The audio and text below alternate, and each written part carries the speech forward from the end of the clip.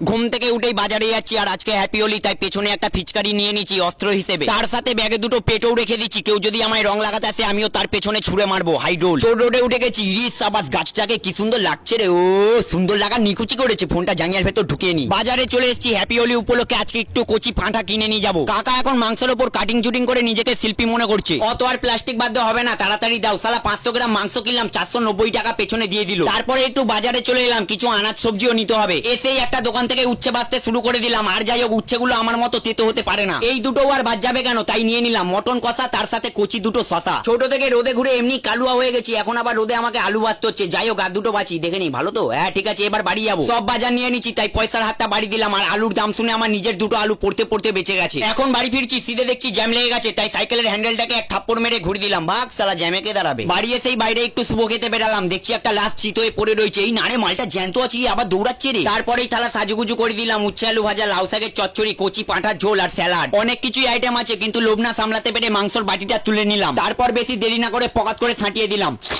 বাড়িতে এসে একটা বন্ধু চত্থাপ্পড় মেরে আবির লাগিয়ে গেল। ভেবেছিলাম হোলি খেলবো না, তাই গেঞ্জিটার বদলে জামাটা পরেছিলাম, এটারও চপ নিয়ে নিতে হলো। মালটা আবির লাগিয়ে বাইরে দাঁড়িয়ে ছিল, আমাকে নিয়ে ছ্যাবলামো করতে যাবে বলে। যাই হোক, গালে আবির যখন লেগেই গেছে, যাই একটু ঘুরু ঘুরু করেই আসি। চোর রোডে উঠে গেছি, আজকে আবার হোলি। তাড়াতাড়ি ফোনটা জাঙ্গিয়ার ভেতর ঢোকা সঞ্জয়। ঘুরতে যেতে আর ইচ্ছে করলো না, তাই মন্দিরে মাছরাঙার দোকানে এসে লাইন দিয়ে দিলাম। মাছরাঙাটা নিয়ে সিধে পাড়ায় মাঠের এক কোণে চোরের মতো বসে ঢকঢক করে মেরে দিলাম।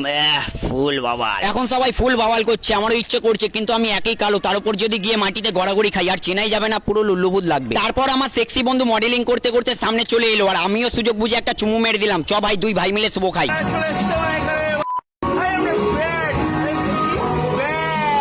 মালটা নিজেকে আশিকিটুয়ের রাহুল জেকার মনে করে, মাছরাঙাকে মাঠের কোণে পড়েছিল, চত্থাপ্পড় মেরে তুলে নিয়ে এসেছি। গরিবের রাহুল জেকারের থেকে সবাই গান শুনতে চেয়েছিল, কিন্তু শোনায়নি, তাই মুখে জল ছুড়ে মারা হলো। হ্যাপি হোলি। অনেক রিকোয়েস্টে একটু আগে গান করে শোনাচ্ছিল, ও টুনির মা তোমার টুনি কথা শোনে না। আর গান করার সময় চোখ থেকে চশমা, কান থেকে শুভ পড়ে গেছে। এটা গানের কারণে নয়, মাছরাঙা খাওয়ার কারণে। ওখান থেকে পালিয়ে এসেছি, কোথায় আমাকেও কাঞ্চনদা বানিয়ে সবাই মিলে চাঁদা তুলে ফেলে দেবে। থাক, রাতে আবার সাঁটাতে যেতে হবে। সন্ধ্যে হতেই রেডি হয়ে গেছি। একটা বন্ধু বিয়ে করেছে, আজ তার বউ ভাত নেমন্তন্ন আছে, হেব্বি সাঁটাবো। ওই ডিঙ্কাচিকা ডিঙ্কাচিকা ডিঙ্কাচিকা ডিঙ্কাচিকা। তারপরে বেরিয়ে গেলাম, ফোনটাকে জাঙ্গিয়ার ভেতর ঢুকিয়ে নি।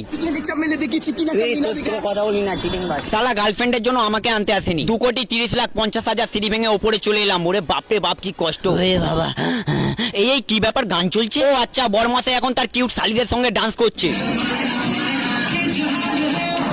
তারপরেই আমার ছোটবেলার বান্ধবীর সাথে দেখা হয়ে গেল। কিছুদিন আগেই এর অন্নপ্রাশন, বিয়ে খেয়েছি। নিচে একটু অ্যাস্থেটিক ফটোগ্রাফি দেখতে এলাম। হ্যাঁ, পোজ দিচ্ছে দেখো না, পুরো শাকচুনি লাগছে। মডেল আর ক্যামেরাম্যান এরা হলো বড় বউ। আমার চোখে দেখা এটা বেস্ট কাপেল। পেটে এই দুটা স্ম্যাকডাউন লাগিয়ে দিচ্ছে, তাই ওপরে চললাম এখন সাঁটাতে। ভাইটাকে অভিযোগ করলাম, আমাদের পেছনের টেবিলে সবাই সাঁটাতে শুরু করে দিচ্ছে, আর আমাদের পাতে লেবু লঙ্কা